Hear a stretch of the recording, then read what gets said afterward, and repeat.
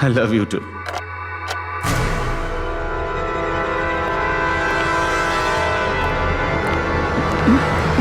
এই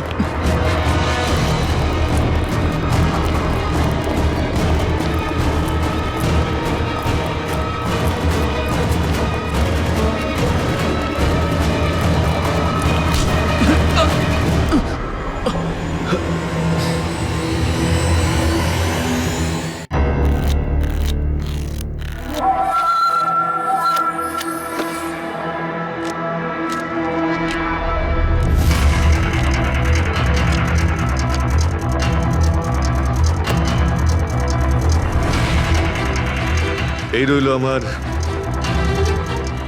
2 লাখ টাকার চাল।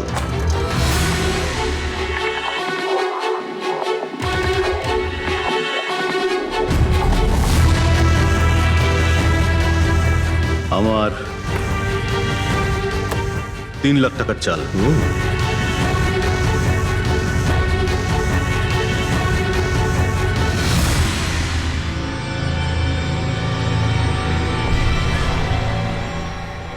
শো, মনে হচ্ছে আজকে আমার দিনটা খুব ভালো। আমাকে হারানো আজ তোমাদের পক্ষে সম্ভবই নয়। সম্ভব না, তাই না? হ্যাঁ, দাঁড়া দেখাচ্ছি।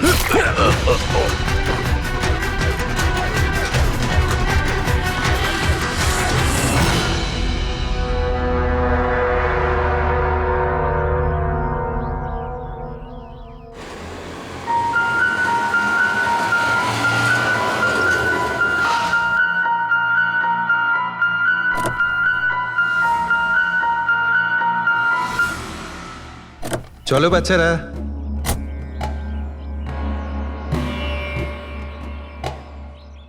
ভীষণ ক্লান্ত লাগছে, এত লম্বা ড্রাইভ। হেমন্ত, তুমি তো জানো আমরা ভ্যাকেশনে এসেছি, তাহলে কিছুদিন তুমি বিশ্রাম করে নিও। ওকে ওকে বাবা, ঠিক আছে, দরজা তো খোলো, আমি লাগেজগুলো নিয়ে আসছি। হ্যাঁ। এসো।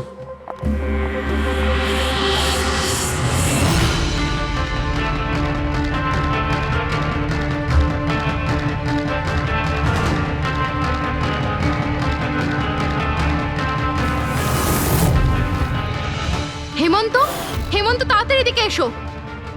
এই এই দরজাটা। তুমি ওদের গাড়িতে বসাও, আমি দেখছি। হেমন্ত সাবধানে প্লিজ। চলো চলো চলো।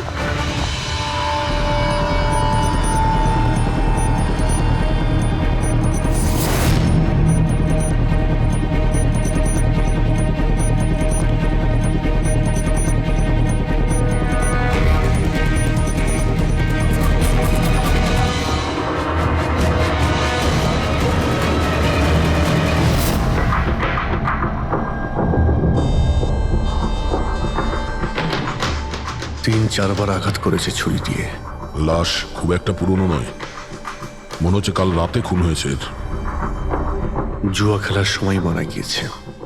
এই 5টা গ্লাস পড়ে আছে এখানে, আর এই 5টা ভাগে তাস বাটা আছে। মনে হচ্ছে এছাড়া আরো 4 জন ছিল, ওদের মধ্যে কেউ একজন মেরেছে একে। বাইরে থেকেও কেউ আসতে পারে। পুরবী পঙ্কজ, একটু দেখো তো এই জালনা কিংবা দরজা ভাঙা নেই তো? মিস্টার হেমন্ত, এই লোকটা কে? না স্যার, আমি তো এনাকে আগে কখনো দেখিও নি। এই লোকটা আপনার ঘরে মরে পড়ে আছে, আর দেওয়ালের চারিদিকে ওর ছবি লাগানো আছে। এটা কি করে সম্ভব?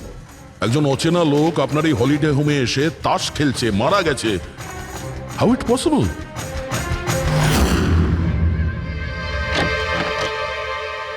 আচ্ছা, এখানে কোনো গার্ড নেই? ছিল স্যার, বহু বছর একজন গার্ড ছিল, কিন্তু ওই মাস চারেক আগে তার মৃত্যু হয়, ব্যাস তারপর থেকে আর কেউ নেই। আমি ভেবেছিলাম যে এবার একজন নতুন গার্ড রাখবো। আমায় বিশ্বাস করুন, আমি একদম সত্যি বলছি, আমি এই ভদ্রলোককে চিনিও না। উনি এখানে কি করছিলেন, ওনার ছবি এখানে কেন টাঙানো, আমি কিচ্ছু বুঝতে পারছি না।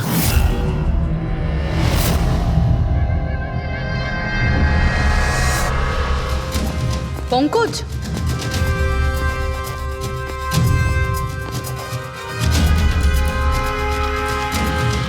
স্যার স্যার, জোর করে তো কেউ ভেতরে ঢোকেনি। হ্যাঁ, পিছনের দরজায় তালা নেই কোনো, আর তার ছিটকানিটা বাইরে থেকে খোলা যায়। ওখান থেকে এসছে ওরা। আর স্যার, এই লিভিং রুমের যে জানলাটা আছে, এর বাইরে একটা কাটার ঝোপ আছে। ঝোপের মধ্যে এইটা পেলাম স্যার, কাপড়ের টুকরো। মনে হচ্ছে কেউ এর উপরে নজর রাখছিল ওখান থেকে, আর তাড়াহুড়ো করে দৌড়তে গিয়ে তখন এই কাপড়ের টুকরোটা ওইখানে আটকে যায়। মৃত ব্যক্তি ছাড়া এখানে আরো 4 জন ছিল, আর একজন লোক বাইরে, সব মিলিয়ে 5 জন। তাহলে এই ক্রাইমের অন্তত 5 জন সাক্ষী আছে।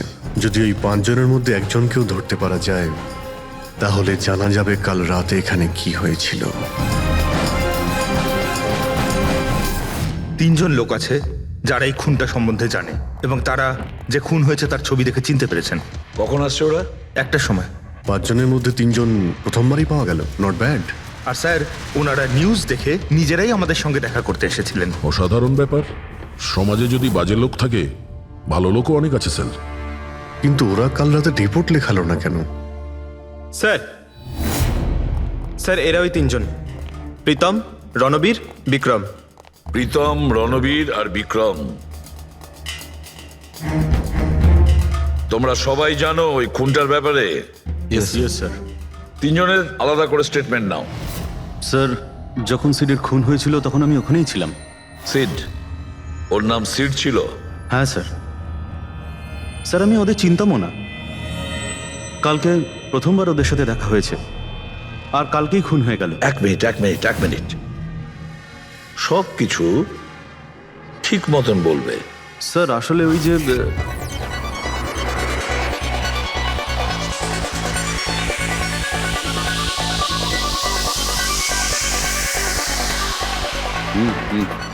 Sure sir. কি হয়েছে স্যার? আপনি বোর হচ্ছেন? ক্লাবে ভাল লাগছে না আপনার? ক্লাব? তুমি এটাকে ক্লাব বলছো? মনে হচ্ছে ক্লাব তুমি দেখোইনি। স্যার, আপনি এখানে নতুন এসেছেন, এই শহরে প্রথমবার এসেছেন? হ্যাঁ, নিউ ইয়র্কে থাকি। একটা কাজের জন্য ইন্ডিয়াতে এসেছি। কাজ শেষ হয়ে গেছে আর শহরে বসে বোর হচ্ছি। আপনার বোর্ডন দূর করার একটা রাস্তা আছে আমার কাছে। রিয়েলি? কি? একটু এক্সপেন্সিভ। সেটা চিন্তা তোমায় করতে হবে না। কি রাস্তা আছে সেটা বলো। ভেবে দেখুন স্যার, লাখ টাকার ব্যাপার, আর রিস্কও আছে। জোকিং? রিস্ক নেওয়া আমার হবি, আর সেটা যদি হয় টাকার, সেটা আমার কাছে অনেক আছে। কাজটা বলো। সুপার দেন। তুমি কি ধরনের জোকিং এর কথা বলছো? এরকম কোনো ব্যাপার নেই স্যার, শুধু জুয়া খেলতে হবে। লাখ টাকা, জিতে গেলে মালামাল, আর হেরে গেলে কঙ্কাল। আর এমনিতেও আপনার টাকার তো কোনো চাপ নেই। তাহলে চলুন আমার সাথে, কাম। যাচ্ছ কোথায়? এক ভদ্রলোকের বাড়ি। ভদ্রলোকের বাড়ি? কে ভাই? ওই যে দেখতে পাচ্ছেন, ব্ল্যাক জ্যাকেট, হোয়াইট শার্ট। তাহলে ওই বারটেন্ডার তোমাকে ওর বাড়িতে নিয়ে গিয়েছিল, তারপর কি হয়েছিল? না স্যার, ও সিডের বাড়ি নিয়ে যায়নি। ও সিডের সঙ্গে পরিচয় করায়, তারপর আমরা সিডের বাংলোতে যাই।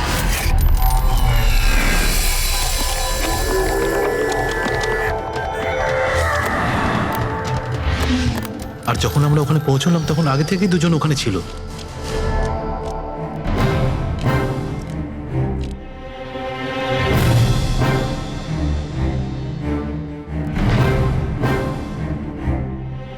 এই রইল আমার 2 লাখ টাকার চাল।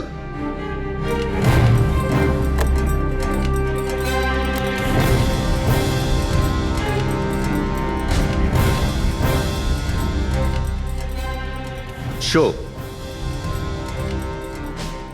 দেখা। দারুণ ব্যাপার ভাই। কি খেয়ে বসেছিস? জিতেই চলেছিস। আমাদেরও বলে দে, আমরা একটু টাকা কামাই। ভাই, যদি খেলেই যেতে পারা যেত তাহলে তো কোনো কথাই ছিল না।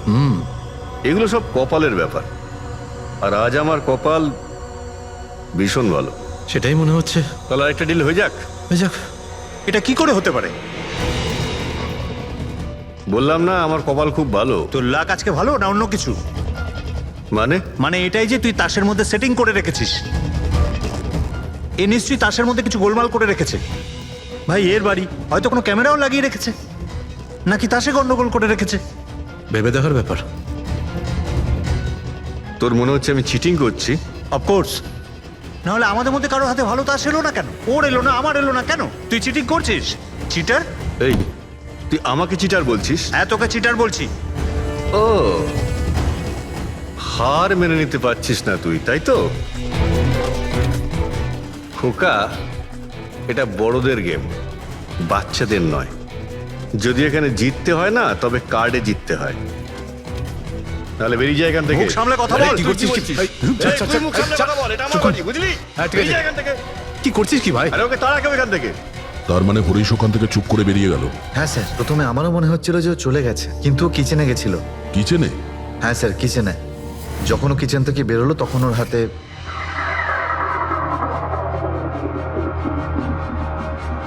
তুই আবার এসিস এখানে? তোকে বলেছি না এখানে আসবি না?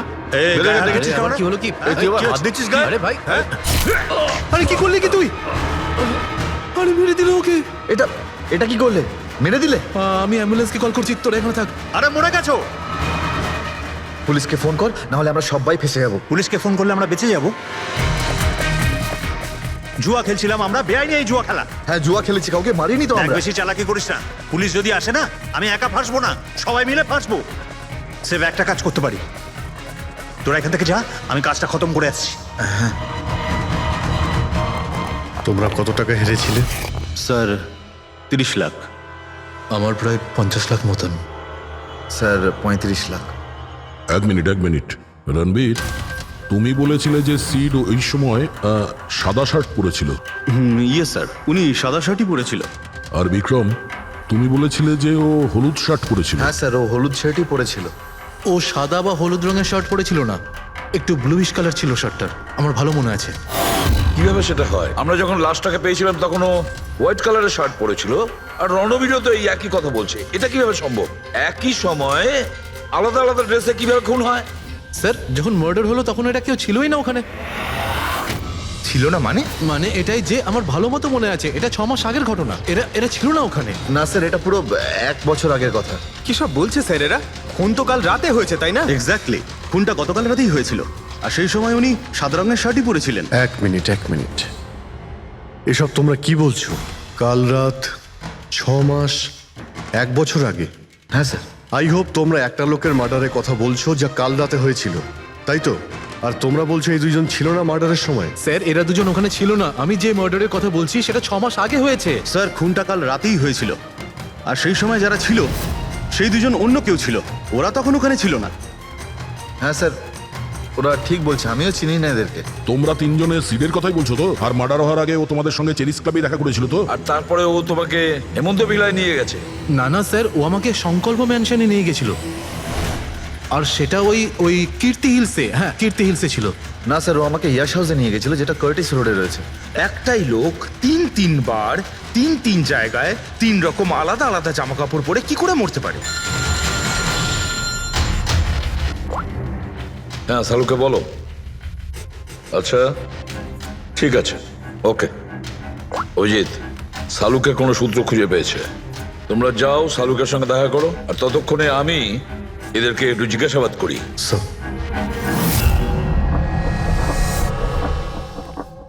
হ্যাঁ, এসো ভাই এসো, দেখো আমি কি পেয়েছি। আরেকটা কথা বলতে হবে, এই কেসটা বড় অদ্ভুত। হ্যাঁ ডক্টর সালুকে, কেসটা তো খুবই অদ্ভুত, আর যেগুলো আমরা জানতে পেরেছি ওগুলো। আরে না ভাই, ওইটাও তো অদ্ভুত নয়, আমি যেটা তোমাদের বলতে যাচ্ছি সেটা অদ্ভুত। হ্যাঁ, কি হলো? তুমি এদিক ওদিক কি দেখছো? কিছু না। ঠিক তো? না, আমি আপনার কথাই শুনছি। কি বলছেন স্যার? ও আচ্ছা, হ্যাঁ, তো আমি কি বলছি? ও হ্যাঁ, অদ্ভুত। দেখো, আমি এর রক্তের সঙ্গে সঙ্গে রক্তের মতো আর একটা জিনিস পেয়েছি। রক্তের মতো? স্যার আপনার সন্দেহ একদম ঠিক ছিল, এটা ডাই ছিল। আরে সারিকা, তুমি এসে গেছো? মানে আমি বলতে চাইছি, কি বলছো তুমি? লাল ডাই? কি করে? আরে বাহ, কনসেন্ট্রেশন ফিরে পেয়েছো তুমি? আরে আমার কনসেন্ট্রেশন কোথায় গিয়েছিল? তোমরা সব সময় না আমার পিছনেই পড়ে থাকো। ও আচ্ছা। আমি সিডের বডি থেকে এই প্লাস্টিক ব্যাগটা পেয়েছি। এই ব্যাগ ওর শার্টের ঠিক নিচে ওর বডির সাথে টেপ দিয়ে আটকানো ছিল। আর এই ব্যাগটাতেই একদম রক্তের মতো ডাই রাখা হয়েছিল। এটা তো ঠিক ওই রকমই যেটা ফিল্মের শুটিংয়ে ইউজ করা হয়। বা হয়তো নাটকে। নাটক? হ্যাঁ, নাটকে। যতদূর আমরা জানতে পেরেছি তাতে এটা পরিষ্কার যে এই সিড একজন ঠক ছিল। সিডা তার সঙ্গীরা মিলে জুয়া আর মার্ডারের নাটক করে লোকেদের ঠকাতো। তার মানে এসবের মধ্যে ওই বারটেন্ডারও যুক্ত ছিল। ও জেনে বুঝে বড় লোকদের ফাঁসিয়ে এখানে এই কার্ড পার্টিতে পাঠাতো, আর তারপরে এই মার্ডারের নাটক। তো এই জন্য রণবীর, বিক্রম আর প্রীতম আলাদা আলাদা জায়গায় আলাদা আলাদা সময় এর মার্ডার দেখেছে। আর ওরা এসব অনেক আগে থেকেই করছে, কিন্তু কাল রাত ওদের নাটক বাস্তবে পরিণত হয়। প্রতিবারই একটা নতুন বাংলো, নতুন লোক ঠকানোর জন্য। আর বাকি সব সেম, একই খেলা, একই ঝগড়া, আর সেই একই সিটের মার্ডারের নাটক। লোকেদের কাছ থেকে টাকা নিয়ে পুলিশ কেসে নামে লোকেদের ভয় দেখিয়ে বের করে দেওয়া, সব কিছু সেম টু সেম। প্ল্যান তো খুব ভালো ছিল, কিন্তু কালকে হঠাৎ মার্ডার কি করে হয়ে গেল? কারণ কালকে রাতে একটা গন্ডগোল হয়েছে। মানে? 1 মিনিট।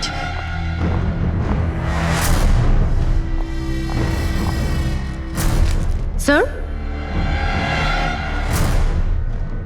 আর এই হচ্ছে ছুরি। এই ছুরিটাও সেই রকমই নকল যেমন এই রক্তটা। যদি এটাকে কারোর শরীরে মারা যায় তখন এটা শরীরের ভেতরে যায় না, এটা ছুরির ভেতরেই চলে যায়। এই দেখো। কিন্তু ডক্টর, এটা যদি নকল চাকু হয় তাহলে এই নকল চাকু দিয়ে সিড মারা গেল কি করে? কালকে রাতে একটা ভুল হয়েছিল। এখানে একটা পেঁচ আছে, এই দেখো। যদি এই পেঁচটাকে ঘুরিয়ে দেওয়া যায় তখন এই ফলাটা আটকে যায়, ভেতরে ঢুকতে পারে না। তারপর এই ছুরিটা দিয়ে কেউ যদি আঘাত করে শরীরের ভেতরে ঢুকে যায়। কেউ ইচ্ছে করে এই ছুরিটাকে এরকম বানিয়েছে যাতে সিড মরে যায়। এরকম তো সেই লোকটাই করতে পারে যে এই খেলার ব্যাপারে সব কিছু জানতো। এটা বোধহয় সে যে লিভিং রুমের ব্যালকনিতে ছিল, যার কাপড়ের টুকরো আমরা পেয়েছিলাম। আর দ্বিতীয়ত, আমাদের খুনির কাছে সে পৌঁছবে যে বাকি লোকেদের কার্ড পার্টি পর্যন্ত পৌঁছেছে। ওই bartender Dinesh. Excuse me? I am sorry sir, এখনো ক্লাব ওপেন হতে বেশ কিছুটা সময় বাকি আছে। Sorry sir. আমরা একটা কেসের ব্যাপারে এখানে এসেছি। আমরা সিআইডি থেকে। সিআইডি? হ্যাঁ বলুন স্যার, আমি কি করতে পারি আপনার জন্য? স্টাফেদের সঙ্গে কিছু কথা আছে। স্টাফেরা এখানে আছে? এখন সবাই তো এখানে নেই, কিছু লোক আছে যারা লকার রুমে ইউনিফর্ম চেঞ্জ করছে। আপনাদের একজন বারটেন্ডার দিনেশ, সে কোথায়? ম্যাম, কাল থেকে ও কাজে আসেনি, জানি না না বলে কোথায় গেছে। আচ্ছা স্যার, ব্যাপারটা কি? ও কিছু ঘটিয়েছে নাকি? করেছে কি করেনি সেটা পরে আপনি জানতে পারবেন। আপাতত আপনি ওর অ্যাড্রেস দিন আমাদের। স্যার, ও এখানে যে অ্যাড্রেস দিয়েছিল সেটা ভুল অ্যাড্রেস। অ্যাকচুয়ালি ও যখন উধাও হয়ে গিয়েছিল এখানে অ্যাড্রেস বুক থেকে ওর সব ডিটেলস বার করেছিলাম আমি, কিন্তু তারপর দেখলাম যে অ্যাড্রেসটা ভুল। আপনি চাইলে আমি আপনাকে অ্যাড্রেসটা দিতে পারি, কিন্তু আমার মনে হয় না আপনি ওকে ওখানে খুঁজে পাবেন। আপনি যখন কাউকে কাজে রাখেন তখন তাদের ডিটেলস নিয়ে রাখেন না? আপনি কি জানেন আপনার এই বারকে সামনে রেখে ও লোককে ঠকাতো? হোয়াট? আর আমরা এখন ওকে একটা খুনের ব্যাপারে খুঁজছি। Murder? I am sorry ma'am, আমি সত্যিই জানতাম না। সেই জন্যই আগে থেকে ভালো করে খোঁজ নিতে হয়। রুলসগুলো আপনার ভালো করে ফলো করা উচিত ছিল। আগে থেকে এগুলো করলে আজকে এরকম প্রবলেম হতো না। I am sorry sir. আচ্ছা, এই দিনের সম্পর্কে আর কি বলতে পারো? কিছু জানো ওর সম্পর্কে? না স্যার, তেমন বিশেষ কিছু নয়, কারণ ও খুব কম কথা বলতো, বেশিরভাগ চুপ করেই থাকতো। সেই জন্য ওর বন্ধু কম ছিল, শুধু এক মেয়ে ছাড়া, মানসী। ও এখানে ওয়েট্রেসের কাজ করে। ওদের মধ্যে ভালো ভাব ছিল, যদিও ওরা দুজনে কোনোদিন এটা প্রকাশ করেনি, কিন্তু আমার মনে হয় যে ওদের মধ্যে প্রেমের সম্পর্ক ছিল। তো আপনি মানসীকে জিজ্ঞেস করেননি কি ছিল ওদের মধ্যে? জিজ্ঞেস করেছিলাম ওকে, কিন্তু ও নিজেও জানে না। কোনো ব্যাপার না, মানসীকে একবার ডাকুন তো। ঠিক আছে স্যার। স্যার, মানসী। মানসী, দিনেশ তোমার বন্ধু ছিল? ছিল মানে? ও ঠিক আছে তো? দেখো, একটা খুন হয়েছে। আমরা সন্দেহ করছি দিনেশ ওটাতে ইনভলভ আছে। আমরা ওকে খুঁজছি। তুমি জানো কোথায় আছে ও? আমি নিজেই অনেক টেনশনে আছি, ওর ফোনও লাগছে না। আর ও এখানে যে অ্যাড্রেসটা দিয়েছিল সেটাও নকল। আর আপনারা বলছেন যে ও কোনো মার্ডারের সাথে যুক্ত। আচ্ছা, আপনি তো ওকে খুব ভালো করেই জানতেন না? হ্যাঁ স্যার, আমরা একে অপরকে ভালোবাসতাম আর আমরা বিয়েও করতে চলেছিলাম। সেই জন্য ও কিছু টাকা জোগাড় করতে চাইছিল। আচ্ছা, ও এই টাকাটা ক্লাবের চাকরি থেকে জমাচ্ছিল নাকি অন্য কোনো সাইড বিজনেস ছিল ওর? চাকরি ছাড়া ও শেয়ার বিজনেসে ওর টাকা লাগিয়েছিল। আর আমাকে বলতো যে ও অনেক টাকা রোজগার করছে, আমাকে দামি দামি গিফট দিত আর দামি দামি রেস্টুরেন্টও নিয়ে যেত। তো ও তোমায় ওর ঠকানোর বিজনেসের ব্যাপারে কিছুই বলেনি? ওর কোনো ছবি আছে তোমার কাছে? হ্যাঁ আছে।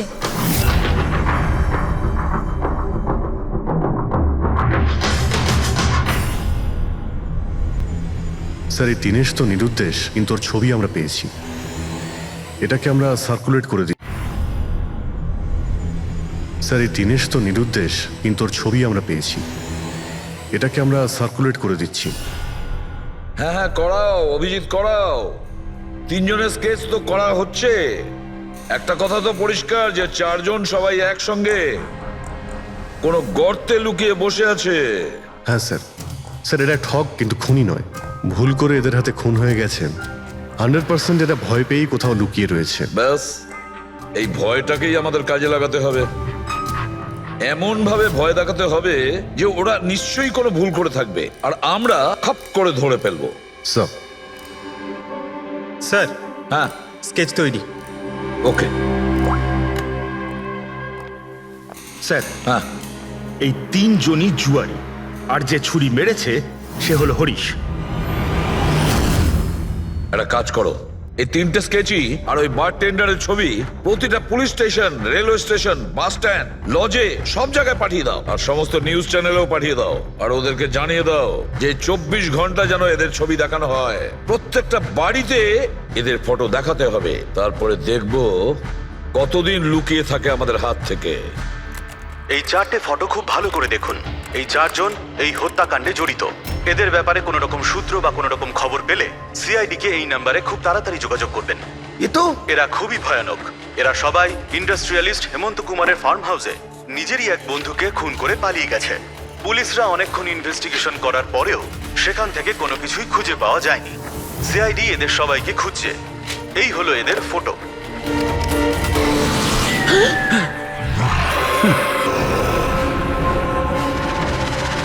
ভাই শোন না, ম্যাচটা চালু কর না, ম্যাচ হচ্ছে। এরা সবাই ইন্ডাস্ট্রিয়ালিস্ট হেমন্ত কুমারের ফার্ম হাউসে নিজেরই এক বন্ধুকে খুন করে পালিয়ে গেছে।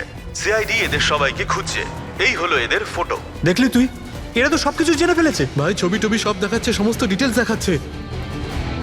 বাজেভাবে ফেসে যাবো ভাই এসবে। হাসবো তো বটেই। আমি তোদের আগেই বলেছিলাম যে চল পালিয়ে যাই, কিন্তু তোরা তো শুনলেই না। এবার এবার পুলিশ আসবে, সব জায়গায় খোঁজ করবে, আর তখন আরে এখনো এখনো এখনো অনেক সময় আছে। চল পালাই, এই ব্যাগ তোলা, সবাই মিলে পালাই, চল।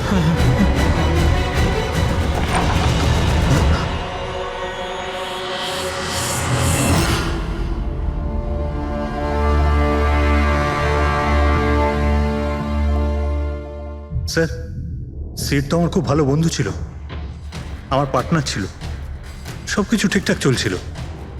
এতদিন ধরে কোনো গোলমাল হয়নি। ওই রাতে কি যে হলো, আমি তো অন্যান্য বারের মতোই নকল ছুরিই মেরেছিলাম, কিন্তু মানে মানে জানি না কিভাবে মরলো, আমি জানি না। এও জানে না। ওসব নাটক বন্ধ করো আর সত্যি করে বলো। বলো। স্যার, আমরা ধনী আর এনআরআই লোকদের বোকা বানিয়ে ঠকাতাম, আর দিনেশ ওই জেডিস ক্লাব থেকে এই ধরনের বোকাদের সিডের কাছে আনতো। তারপর আমরা সেই বড় লোক এনআরআই লোকগুলোকে কোনো খালি নির্জন বাংলোয় নিয়ে যেতাম, যেটা আমরা প্রথম থেকেই সিডের বাংলোর মতো সাজিয়ে রাখতাম। হ্যাঁ স্যার, আমার একটা বিজনেসও আছে স্যার, রিয়েল এস্টেটের বিজনেস। তাই স্যার এই কাজের জন্য এরকমই খালি শুনশান বাংলোর খোঁজ করতাম আমি স্যার, আর তারপর অ্যাভেলেবেল করাতাম এই কাজের জন্য স্যার। স্যার প্রথমে আমরা মুরগিকে জিততে দিই, আর তারপর যখন সে ভরসা পেয়ে যায় তখন সিট জেতা শুরু করে দেয়। এই সব কিছু প্ল্যান থাকতো স্যার, সিট জিততেই থাকতো আর ওর আর আমার মধ্যে ঝগড়া শুরু হতো আর আমি রেগে গিয়ে ওকে খুন করে দিতাম, মানে মিথ্যে করেই। এসব দেখে ধনী এনআরআই লোক ঘাবড়ে যেত আর ওদের টাকা পয়সা ফেলে পালিয়ে যেত। উঠে পর, নাটক শেষ, চলে গেছে ও।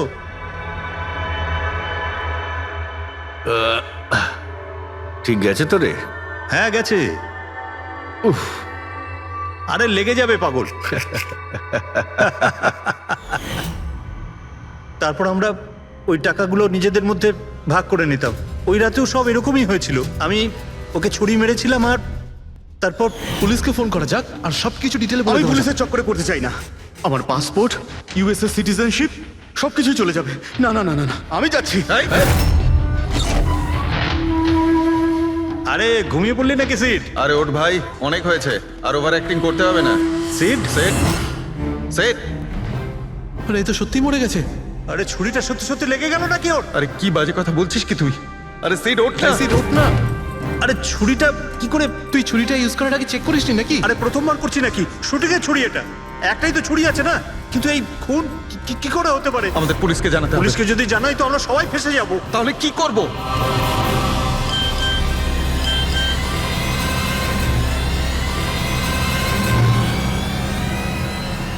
তোর খেলাটা ভেস্তে গেছে ভাই। কি? এই এই এটা দেখ, এই দেখ, ফটো আছে।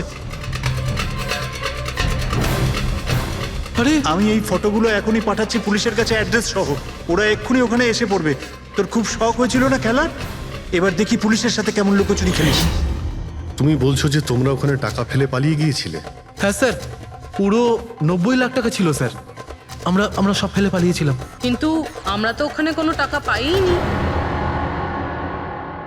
আমি কিছু জানি না ম্যাম, ওই টাকাটা কোথায় গেছে, ওই নকল ছুরিটাই বা আসল কি করে হয়ে গেল, সিডের খুন কি করে হয়ে গেল, আমি কিচ্ছু জানি না ম্যাম। কেউ তোমাদের জালে তোমাদেরই ফাঁসি দিয়েছে, বুঝেছ? দেখো, এমন কেউ আছে যে তোমাদের এই খেলার ব্যাপারে সব কিছুই জানতো। ওই ছুরিটা নিয়ে কোনো গন্ডগোল করেছিল আর তাতেই সিট মারা যায়। আর ওই দিনেশ, ও কোথায়? সিড মারা যাওয়ার পর আমি দিনেশকে ফোন করেছিলাম। আমার কথা শুনে ও খুব ঘাবড়ে গেছিল। বলল কি যে ওই শহর ছেড়ে চলে যাবে। দিনেশ তো তখন থেকেই উধাও। তাহলে কি পুরো প্ল্যানটা আবার দিনেশ করেনি তো? ওখানে রণবীরকে পাঠায় আর হরিশের ছুরিটাই চেঞ্জ করে দেয়, আর তারপরে দিনেশ ব্যালকনিতে লুকিয়ে পড়ে। আর ওখান থেকে দিনেশ ফটো তুলেছে স্যার, আর হরিশকে পাঠিয়েছে।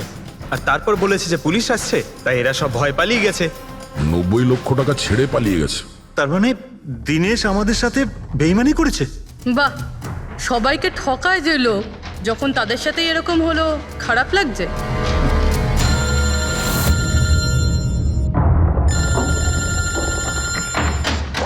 হ্যাঁ বলো সালুকে। ফ্যান্টাস্টিক, ঠিক আছে। সালুকে বললো যে প্রমাণ পাওয়া গেছে, যে জিনিস দুটো আমরা দিনেশের কথায় আমরা পাঠিয়েছি। ওর ইউনিফর্ম আর জিম ব্যাগ। হ্যাঁ দা, যে কাপড়ের টুকরো আমরা ব্যালকনি থেকে পাই, ওই টুকরোর সঙ্গে এই দিনেশের ইউনিফর্মের কাপড় ম্যাচ করছে। স্যার, তার মানে খুনি দিনেশ?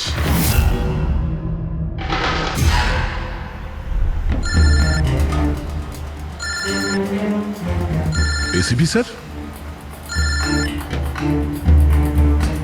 হ্যালো।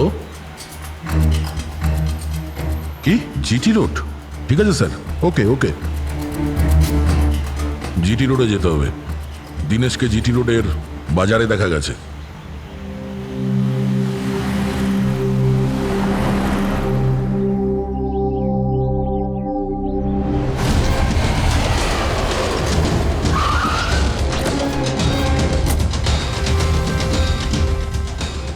ভাই, এই লোকটাকে দেখেছো এখানে?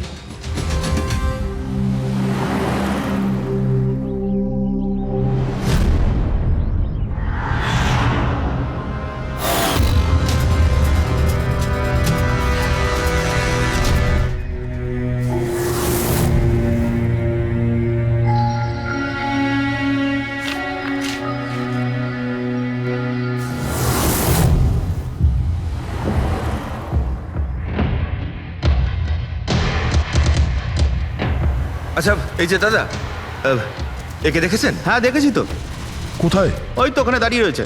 আগে? হ্যাঁ আগে। থ্যাঙ্কস, চলো। মা, বাবা, আমায় ক্ষমা করে দিও। আমি তোমাকে অনেক কষ্ট দিয়েছি, তোমাদের মান সম্মান ডুবিয়ে দিয়েছি। কিন্তু একটা সত্যি কথা, আমি খুনি নই, আমি কাউকে খুন করিনি। আমি শুধু একটু টাকা ইনকাম করতে চেয়েছিলাম, কিন্তু আমি জানতাম আজ নয়তো কাল পুলিশ আমাকে ধরেই নেবে। এটা হওয়ারই ছিল।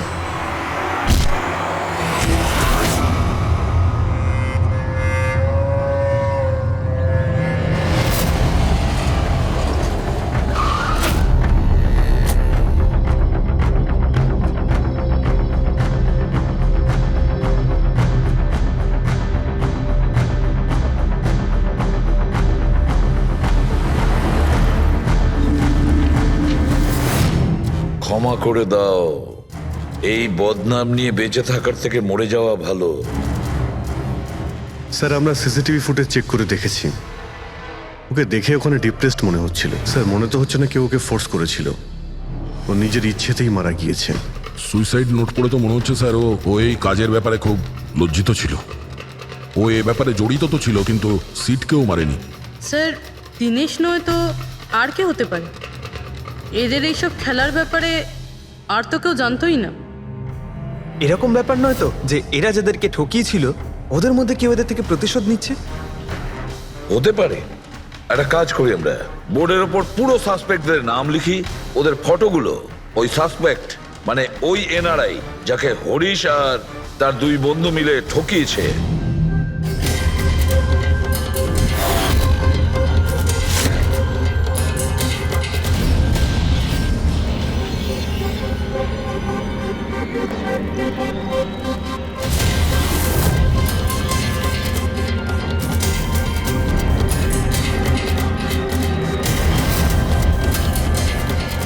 স্যার এই হলো সেই সমস্ত লোকগুলো যারা এই কেসের সঙ্গে জড়িত।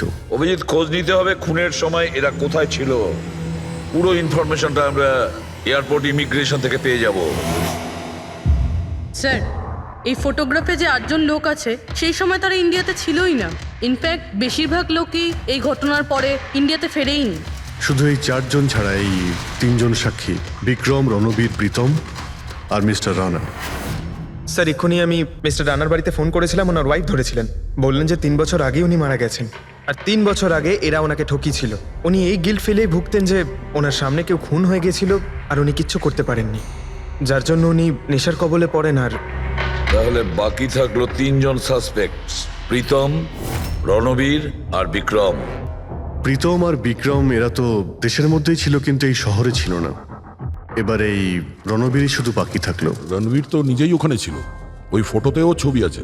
হ্যাঁ স্যার, ও একই সাথে ব্যালকনি আর হল তাতে থাকতে পারে না, এটা অন্য কেউই হবে। তাহলে কে হতে পারে এই খুনি?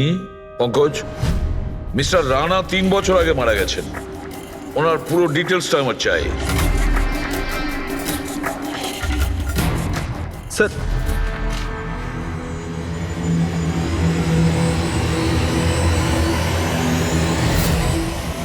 এটা কোনো একজন লোকের কাজ নয়, অন্য কেউ আছে যে ওর সঙ্গে কাজটা করেছে। আমার তো মনে হচ্ছে যে খুনি আমাদের চোখের সামনেই আছে, শুধু আমরাই ওকে দেখতে পাচ্ছি না। ইয়েস, খুনি তো আমাদের সামনেই ঘুরছে।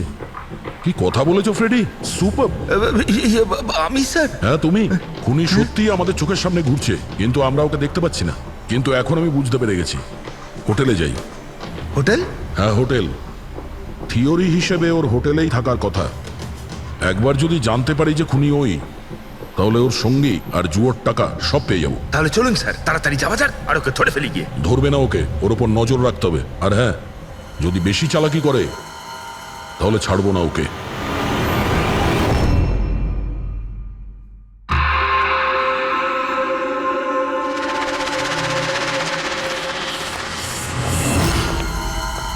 Excuse me. হ্যাঁ স্যার। আমি আপনার ফোন থেকে একটা ফোন করতে চাই। করুন স্যার। ওয়েল, আমার একটু প্রাইভেট কথা ছিল আর কি। এছাড়া কি আপনার কাছে অন্য কোনো ফোন আছে? স্যার ওইটাই চলে যান, ওটা থেকে কথা বলে নিন। Thank you. Thank you.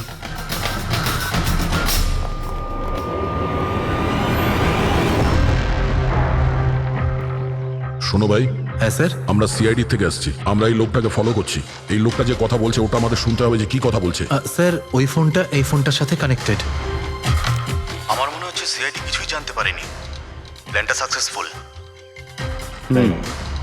আমাদের প্ল্যানটা খারাপ করার শুধু একটাই লোক ছিল, আর সেই ছিল দিনেশ।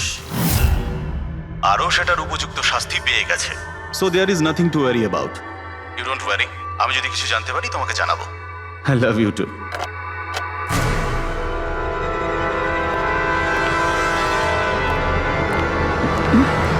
এই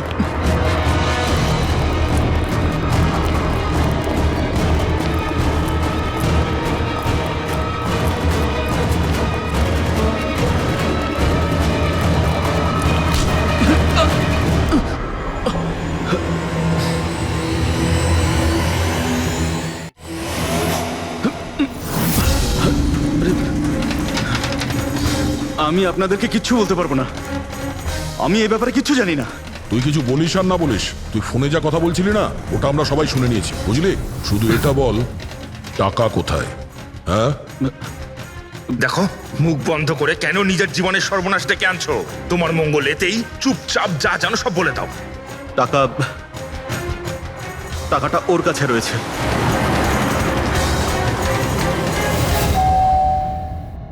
একটু দেখ তো মা, কে বেল বাজাচ্ছে? হ্যাঁ মা।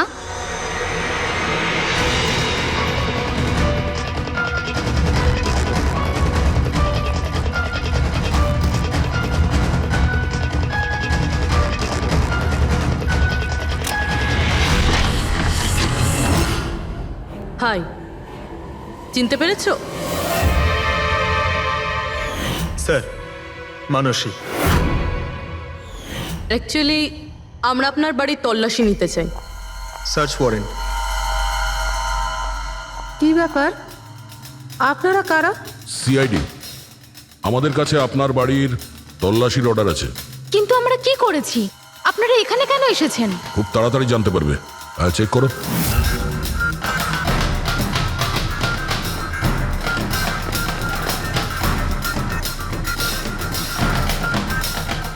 দয়া স্যার।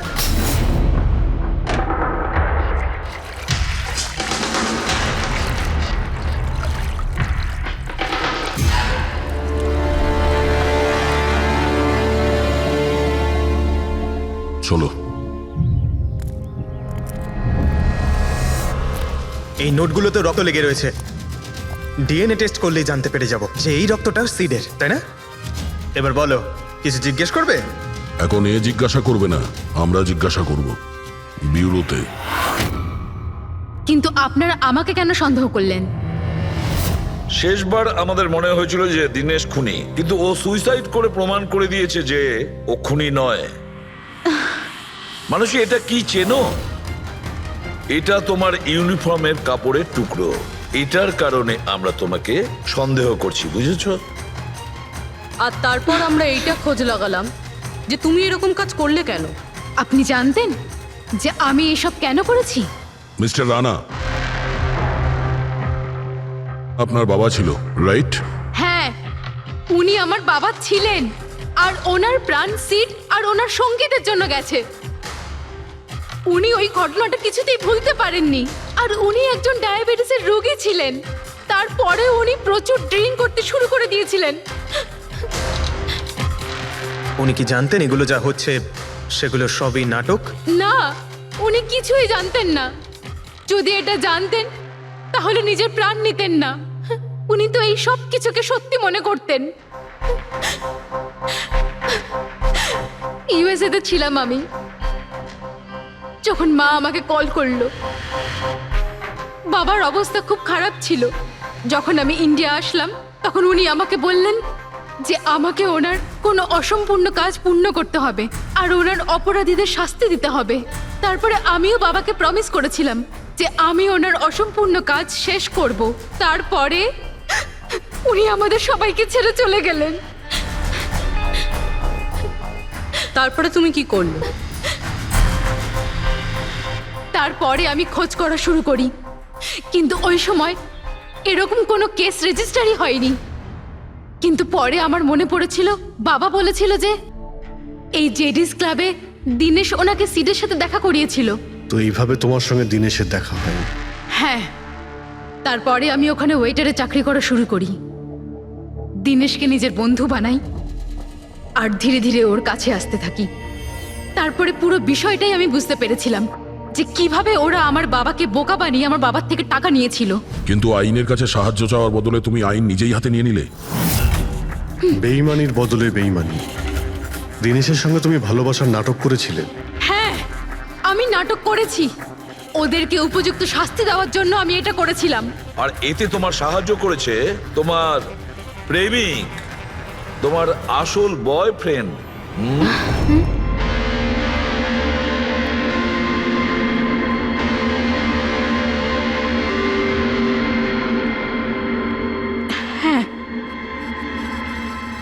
আমরা দুজনে মিলে প্ল্যান করেছিলাম।